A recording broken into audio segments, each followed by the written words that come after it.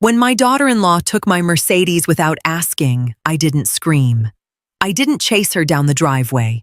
I simply opened the tracking app on my phone, saw my car sitting outside a waterfront restaurant 75 miles away, and made one very quiet, very deliberate phone call. By Monday morning, the car was safe. The bill was on the kitchen table, and her free ride through my life was officially over. My car isn't just a machine. It's my freedom. This past Sunday morning, as I stood by the window with my coffee, I found myself staring at an empty space. My silver Mercedes was gone. No note, no text.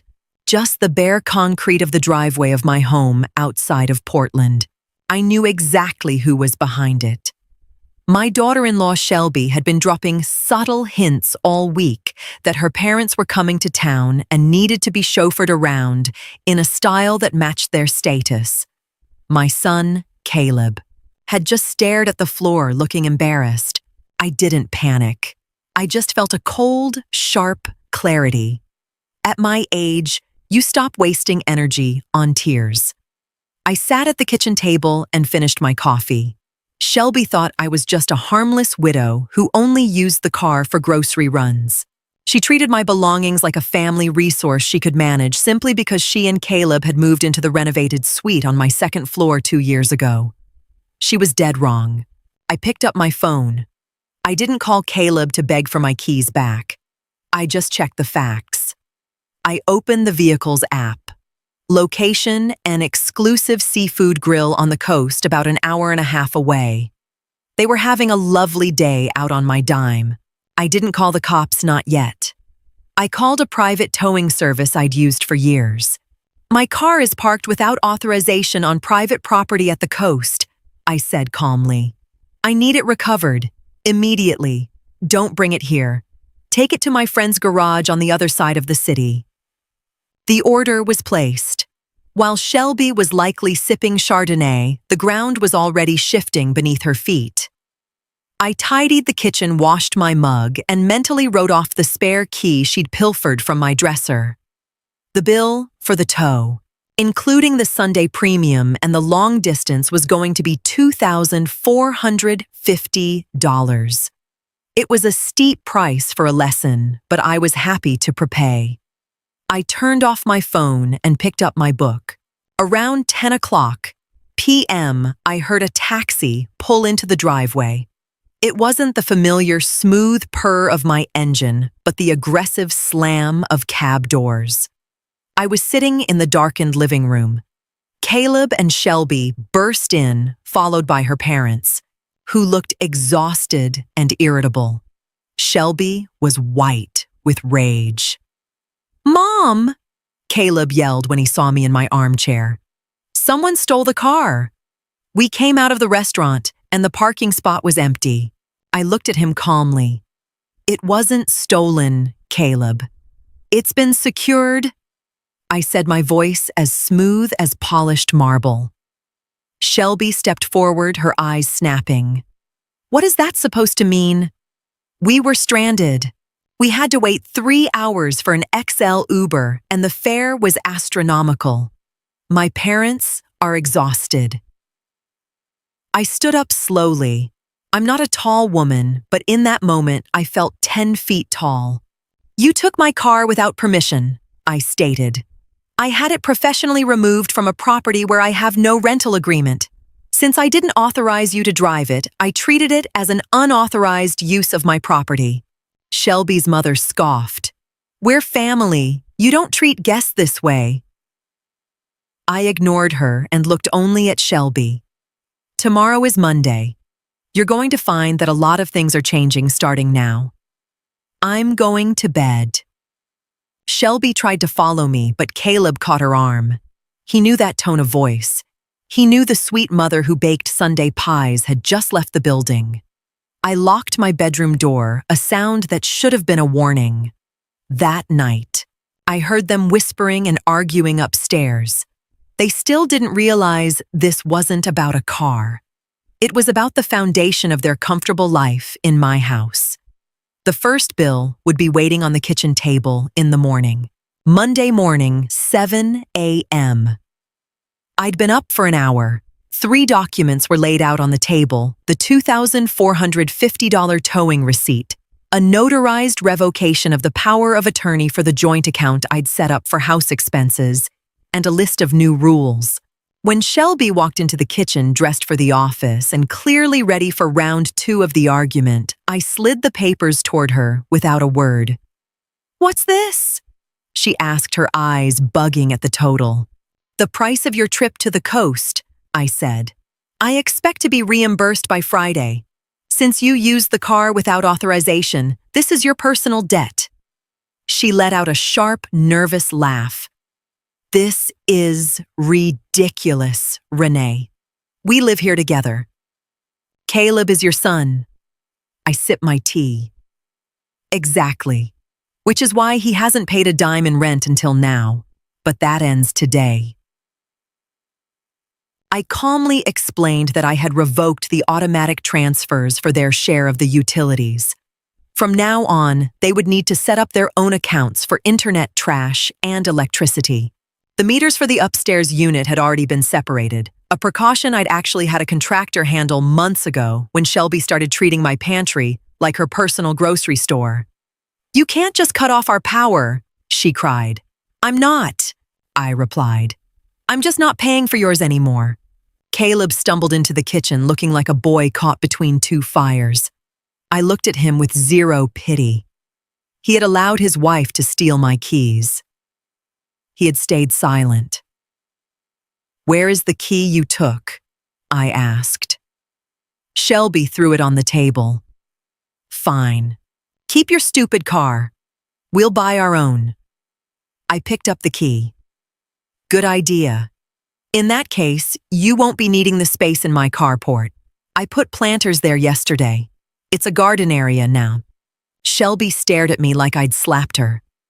The convenience of parking right at the door was over.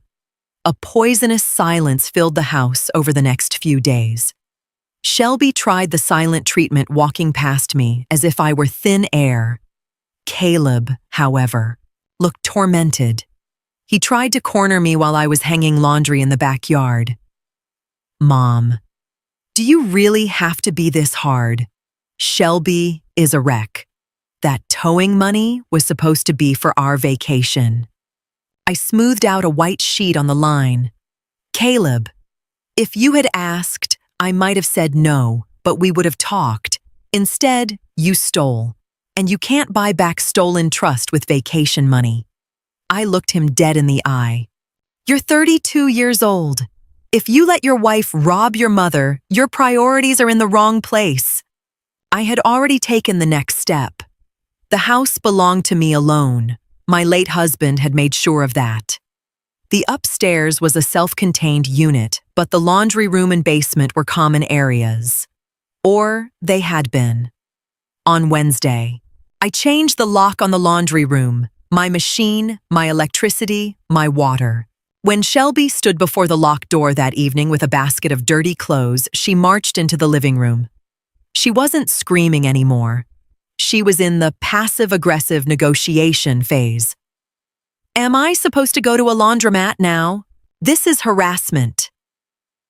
I didn't look up from my book. "Your lease, which by the way you'll be signing tomorrow if you want to stay, doesn't include the use of my appliances." I offered to let her hook up her own machine in the basement at her own expense for the plumber. She stared at the list of lease terms. It was fair market rent for our neighborhood, not a penny more, but certainly not a gift. "We're your family," she spat. "No," I said softly. "Caleb is my son. You are a woman who mistook my generosity for weakness. I'm simply correcting that mistake." It finally started to sink in. The poor old widow was nowhere to be found. By the weekend, Shelby pivoted.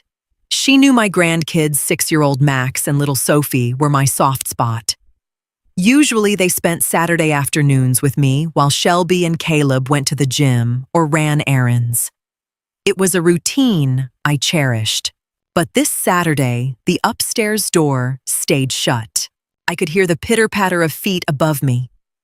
Part of me wanted to go up there, but I knew it was a trap. Shelby wanted me to apologize just for the privilege of seeing the children. She was using them as human shields. In her petty war, I held my ground. Instead, I put on my gardening jacket and went out to prune the roses. Around 3 p.m., the front door opened. Shelby led the kids to the car, their new cheap used car they'd hastily financed. Max called out, "Grandma, aren't you coming?" Shelby pulled his arm firmly. "Grandma doesn't have time for us today, honey. She has more important things to do." She shot me a triumphant look, thinking she'd found the weapon that would break me. I smiled at Max. "Have a fun trip, little man. I'll see you soon." I didn't take the bait. After they drove off, I went inside and called my friend Martha. "They're using the kids," I told her. Martha laughed. "They still underestimate you." "Did you call the travel agent?" "Yesterday," I replied. Shelby thought I'd sit in this house and wither away until she graciously allowed me to see the grandkids. She forgot that I was the one who had been paying for the babysitters, the kids' clothes, and most of the weekly groceries. If they wanted autonomy, they were going to get it. Full strength. I started packing a suitcase, not for a move, but for a long overdue escape. Caleb knocked on my door that evening, looking miserable. "Mom, Shelby says if you don't back down, we're looking for our own apartment." I looked at him. "Caleb, that would probably be the best thing for your marriage. When do you plan on moving out?" He hadn't expected that answer. Caleb stood in the doorway, fumbling for words. He expected me to beg them to stay to lower the rent and open the laundry room just to keep the family together. You want us to leave?" he stammered. "I want you to grow up," I replied. "If you live here as respectful tenants. If you can't do that, you have to go." The following week, I cut off all background services. No more fresh muffins left outside their door. No more signing for Shelby's packages, which arrived almost daily. When the FedEx driver rang the bell, I simply said, "The residents upstairs aren't home. Please take it back to the hub." Shelby now had to drive across town after work to pick up her shopping hauls. The crisis hit on Wednesday. Caleb called me from work. "Mom, the daycare called. Sophie has a fever. Shelby's in a big meeting and I can't get away. Can you go get her?" In the old days, I would have dropped everything. Today, I said, "I'm so sorry the little peanut feels sick, but I have an appointment with my lawyer and then I'm meeting Martha. You'll have to find another way." It was a lie. I was sitting in my garden reading, but it was necessary. 2 hours later, I saw Shelby's father pull into the driveway, having driven in from the next town over to get the kid. He glared at me as I gave him a short wave. I didn't care. They had decided I was just the landlord, so I acted like one. Landlords don't do sick child pickups. That night, a massive row erupted upstairs. I heard Shelby's voice go shrill. "She's turned into a cold-hearted witch. How could she do that to Sophie?" Caleb shot back with something I couldn't hear, but for the first time, his tone was firm. The lines were drawn. Shelby realized that my time and my love weren't free subscriptions she could keep while being disrespectful. She was losing the luxury of a full-service life. Friday night, I found Caleb alone in the garage. He was staring at their new car, a high-mileage clunker. "The car is a piece of junk, Mom," he said quietly. "Shelby wanted something that looked respectable. But this was all we could swing after paying you the tow fee and the first month's rent." I leaned against the door frame. "Why did you guys take my car for that trip anyway? You could have just asked." Caleb hesitated, then the truth spilled out. Shelby wanted to impress her parents. She told them the Mercedes was a bonus from her company for hitting her sales goals. She didn't want them to see that we're actually totally dependent on you. There it was, the ugly truth. It wasn't just about convenience, it was a life lie. Shelby had been using me as a background extra in her play about success. My house, my car, my lifestyle, all sold as her own achievement. That's why she'd been so hysterical when I had the car towed. I'd rip down the scenery in the middle of her performance. "And you went along with it?" I asked, disappointed. Caleb hung his head. "It was easier than fighting with her, but now it's all falling apart." I patted his shoulder. "Caleb, a life built on lies is a house built on sand. Be glad it's collapsing now and not 10 years from now." I handed him an envelope.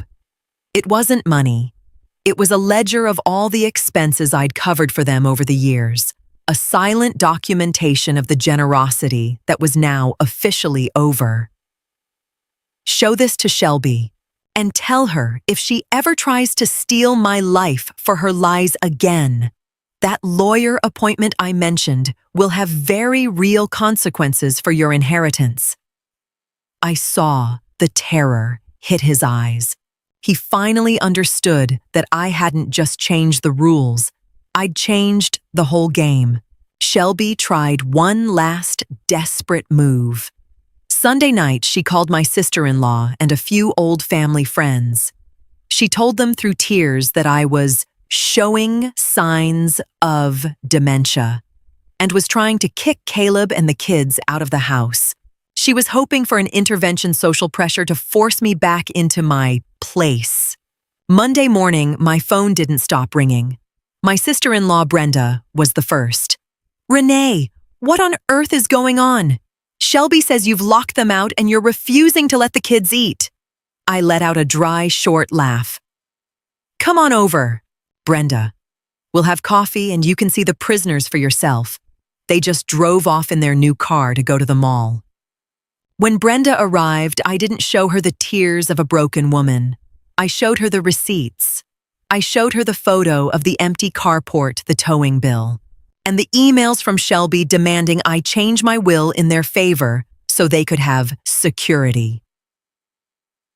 My daughter-in-law's plan backfired spectacularly. Within 24 hours, the whole family circle knew the truth. Truth is like a sharp knife. It cuts away the unnecessary drama. Shelby was socially isolated. No one wanted to hear her stories anymore. Caleb was so ashamed he barely left the house for days.